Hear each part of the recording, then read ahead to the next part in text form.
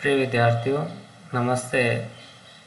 आज हम राष्ट्रकवि मैथिली शरण गुप्त द्वारा रचित सखी वे मुझसे कहकर जाते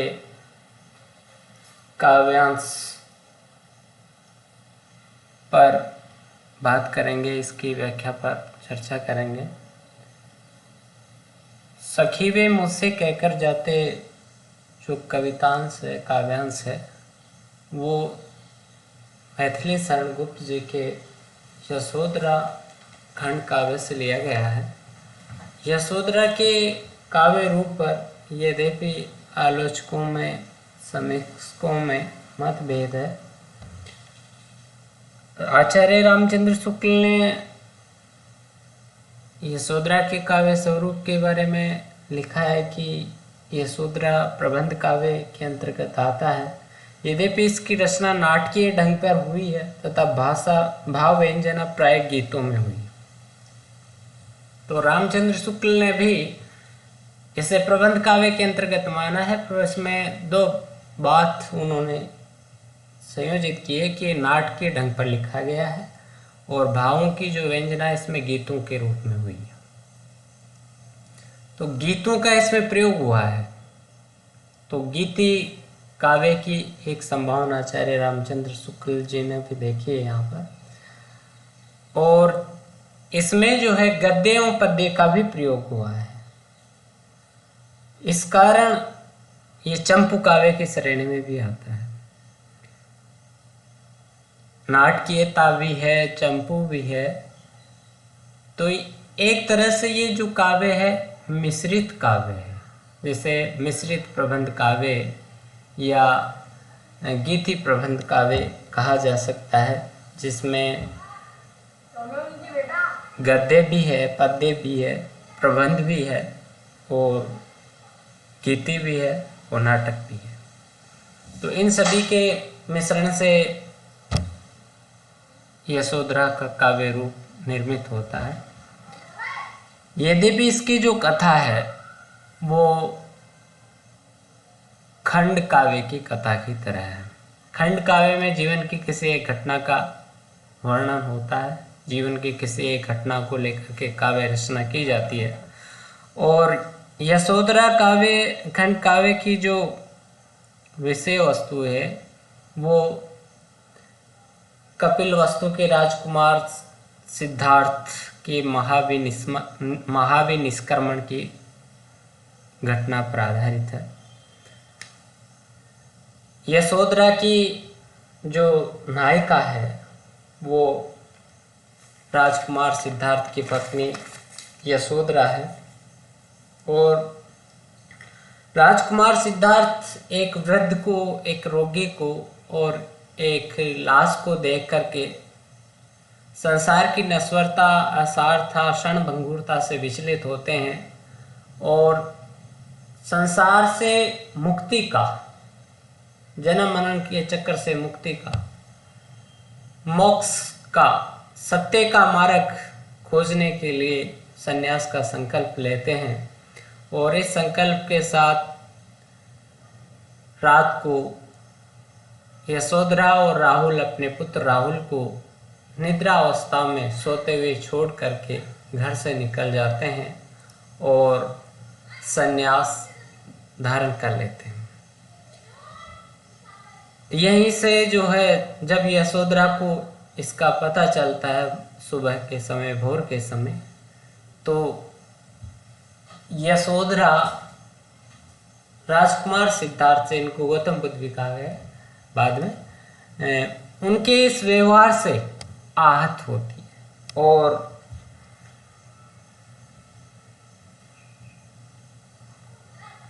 गौतम के महान लक्ष्य के प्रति यशोधरा में पूर्ण सहानुभूति थी, परंतु पति के द्वारा निद्रा अवस्था में उसे कहे बिना गृह त्याग करने से वो अपने पत्नीत्व, अपने नारीत्व को तिरस्कार, अपमानित अनुभव करती है और ये मानती है कि पति ने मुझे पथ की बाधा समझ करके, सिद्धि मार्ग की बाधा समझ करके मुझ पर अविश्वास किया है, और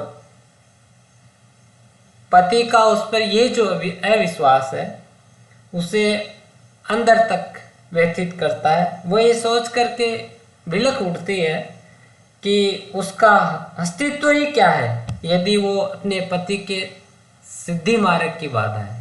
क्योंकि भारतीय नारी जो है आदर्श नारी, उस वह पति के पथ की बाधा नहीं, पथ की साधक है और उसकी प्रेरक भी है। तो एक तरह से यशोधरा उन सभी नारियों का प्रतिनिधित्व करती है जिनके पतियों ने उन्हें सिद्धि मार्ग की बाधा मान करके त्याग दिया था, छोड़ दिया था। और यशोधरा की जो वेदना है, वो पीड़ा है, वो इसमें मुखरित हो। यशोधरा के आंसुओं की, पति के वियोग में पति के अविश्वासपूर्ण आचरण के कारण यशोधरा के आंखों से जो आंसू निकलते हैं, उन आंसुओं की अभिव्यक्ति यशोधरा में होती। पति वियुक्ता यशोधरा के हार्दिक भावों की अभिव्यक्ति यशोधरा में होती।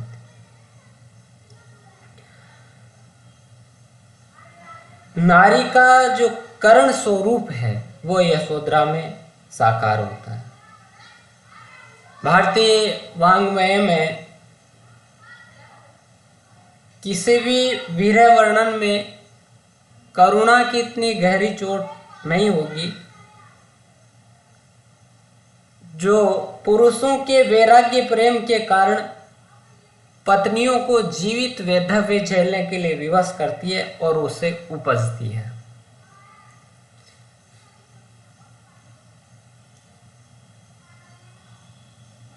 यशोधरा विरह की इस स्थिति में भी आदर्श भारतीय नारी के रूप में इसमें चित्रित हुई है, और वे अपनी पीड़ा वेदना के बावजूद भी अपने कर्तव्य पालन को नहीं भूलती है, और राहुल के पालन पोषण को की जिम्मेदारी को बखूबी निभाती है। इस प्रकार यशोधरा जो है वह एक धीरता, कर्तव्यनिष्ठता, त्यागशीलता, उदारता और करुणा की, ममता की जो प्रतिमूर्ति है वो बनकर के इसमें उभरती है। यशोधरा का लोक कल्याण का भाव भी इसमें व्यक्त हुआ है। यशोधरा समष्टि कल्याण की महती आकांक्षा से परित्यक्त होकर परित्यक्ता की वेदना को आंसू में घोलकर पी लेती है और समष्टि यज्ञ में आहुति देती। समष्टि के कल्याण के लिए यशोधरा के जो विरहज प्रसूत आंसू है वह भी इष्ट है। तो यशोधरा का एक आदर्श भारतीय नारी का जो रूप है वह इस काव्य में अभिव्यक्त हुआ है। तो हम सखी वे मुझसे कहकर जाते, जो कि इस काव्य में एक गीत है, उसकी व्याख्या पर बात करते हैं। पहला छंद है कि सिद्धि हेतु स्वामी गए ये गौरव की बात, पर चोरी चोरी गए यही बड़ा व्याघात, सखी वे मुझसे कहकर जाते, कह तो क्या मुझको वे अपनी पथ बाधा ही पाते, सखी वे मुझसे कहकर जाते।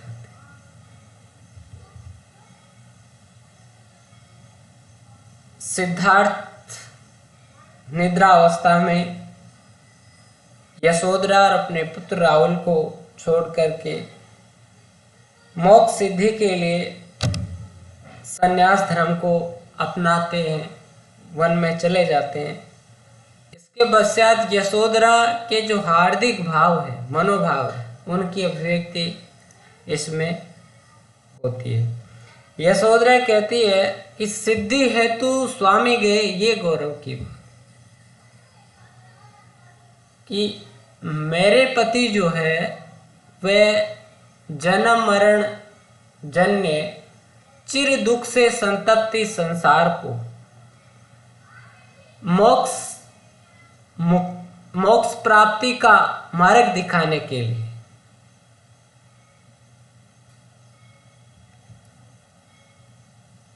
जीवन के सत्य की खोज में संसार के सुखों को त्याग करके वन को गए हैं। तो पति की ये मोक्ष सिद्धि, मुक्ति सिद्धि के लिए जो प्रयाण है, ये तो मेरे लिए बड़े गर्व की बात है। परंतु मेरे पति का जो जाना है कि वो रात के समय निद्रा अवस्था में बिना बताए छोड़कर चले जाते हैं, चोरी गए, यही बड़ा है, ये बड़ा पीड़ाकारी है। ये मेरे गौरव पर, मेरे पत्नीत्व पर बहुत बड़ी चोट है, आघात है।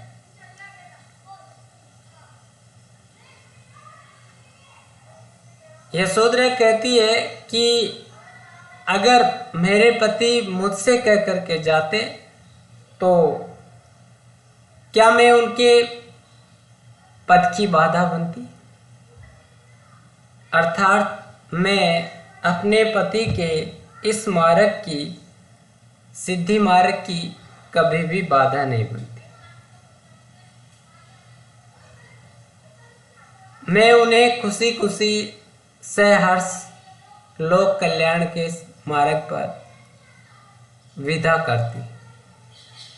लेकिन मेरे लिए बड़े दुख की बात है कि पति ने मुझे पद की बाधा मान करके, मुझ पर अविश्वास करके, बिना बताए त्याग दिया, छोड़ दिया। आगे है, मुझको बहुत उन्होंने माना, फिर भी क्या पूरा पहचाना। मैंने मुख्य उसी को जाना, जो वे मन में लाते, सखी वे मुझसे कह करके जाते।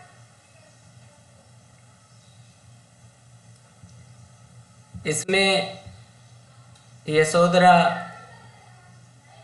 अपने पति के साथ जो उसने जीवन बिताया है, उस जीवन के बारे में स्मृति रूप में कहते हैं कि मुझको बहुत उन्होंने माना। यशोधरा कहते कि पति ने मुझे, स्वामी ने मुझे अत्यधिक मान सम्मान दिया, मुझे पत्नी होने के नाते पत्नीत्व का जो गौरव है वो प्रदान किया। फिर भी क्या पूरा पहचाना। परंतु अब ये एक सवाल ये उठता है कि क्या वास्तव में उन्होंने मुझे पूरी तरह से पहचाना था, पूरी तरह से जाना था। शायद मुझे वो भली भांति नहीं पहचान पाए थे। मेरी जो भावनाएं थी, मेरी उनके प्रति जो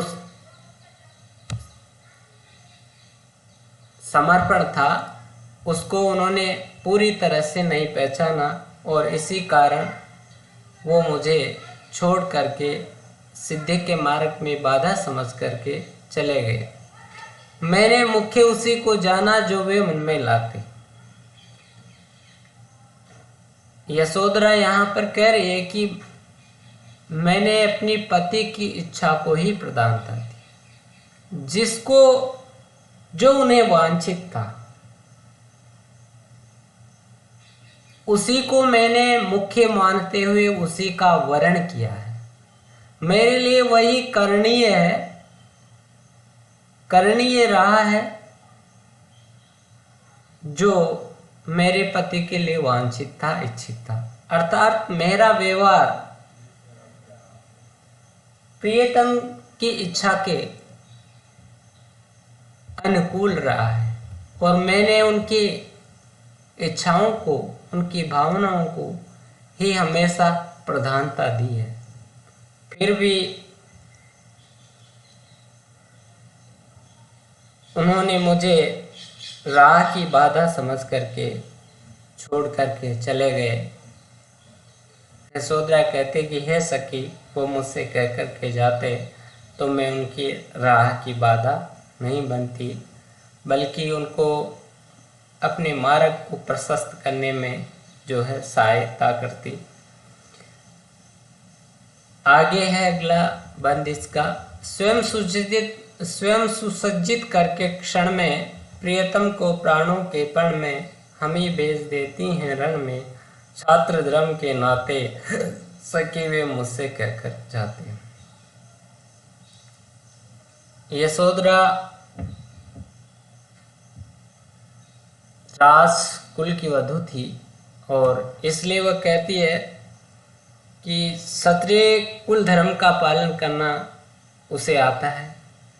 प्राचीन समय से ही जो क्षत्रिय कुल की नारियां हैं वो अपनी राज धर्म का पालन करती आ रही है और देश रक्षा के लिए जब अवसर आता है, आवश्यकता होती है, तो क्षत्राणियां जो है वे अपने पतियों को स्वयं अस्त्र शस्त्र से सुसज्जित करके युद्ध क्षेत्र में भेज देती हैं। प्राणों के पण में, पण यानी होता है व्यापार, जहां प्राणों का व्यापार होता, प्राणों की बाजी होती, तो क्षत्राणियां अपने राज धर्म का, कुल धर्म का पालन करते हुए अपने पति को आवश्यकता होने पर देश, मातृभूमि के लिए, देश रक्षा के लिए अस्त्र शस्त्र से स्वयं सुसज्जित करके क्षण भर में ही युद्ध क्षेत्र के लिए भेज देती है, अर्थात बिना विलंब के युद्ध क्षेत्र के लिए भेज देती है। और युद्ध क्षेत्र के लिए विदा करते समय वो जो है स्त्रियां हैं वो पुरुष की, अपने पति की विजय कामना की, युद्ध क्षेत्र में विजय की कामना करते हुए सहर्ष विदा करती हैं। तो हमें क्षत्रिय धर्म का पालन करना आता है। अब जिन क्षत्रिय स्त्रियों की ये परंपरा रही हो, वहाँ मैं क्षत्रिय नारी मोक्ष सिद्धि के लिए वन में जाने वाले अपने पति की बाधा क्यों बनती? सिद्धि के लिए, संन्यास के लिए, सत्य की खोज के लिए, लोक कल्याण के लिए प्रयाण करने वाले मेरे पति को मैं भला कैसे रोक सकती थी? कहने का से एक यशोधरा कहना चाहती है कि मैं कभी भी अपने पति की जो बाधा है वो नहीं हूँ।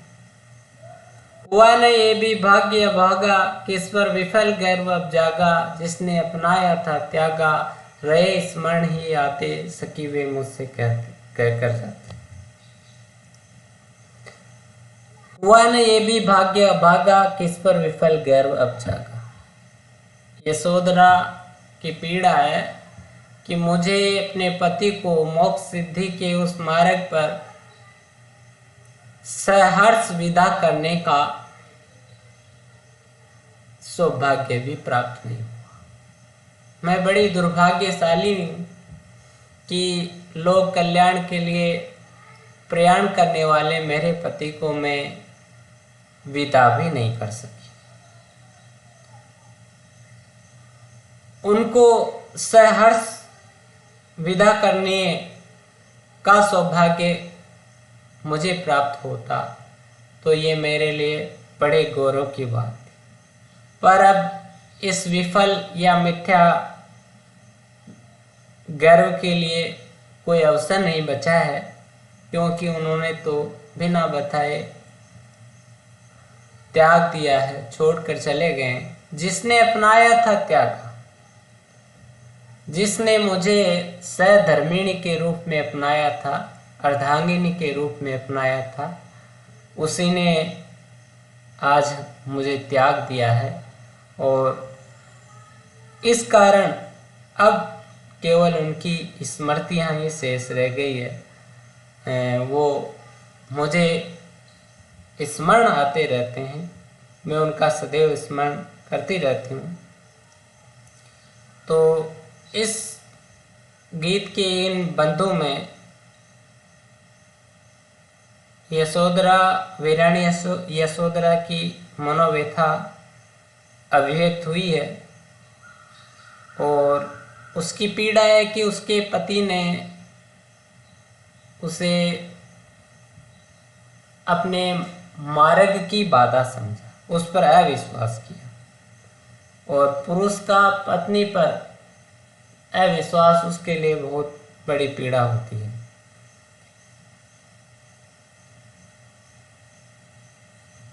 इसके अतिरिक्त जो है, इसमें सतराणी कुल परंपरा का भी उल्लेख हुआ है। शिल्प पक्ष की बात करें तो भाषा इसकी खड़ी बोली है। अलंकारों की दृष्टि से प्रथम जो बंध है उसमें चोरी चोरी में पुनरुक्ति प्रकाश है। और प्राणों के प्रण में जो है रूपक अलंकार है। गीत जो है सुगेय है। और विरहिणी नायिका के मनोभावों की मार्मिक अभिव्यक्ति इसमें हुई है।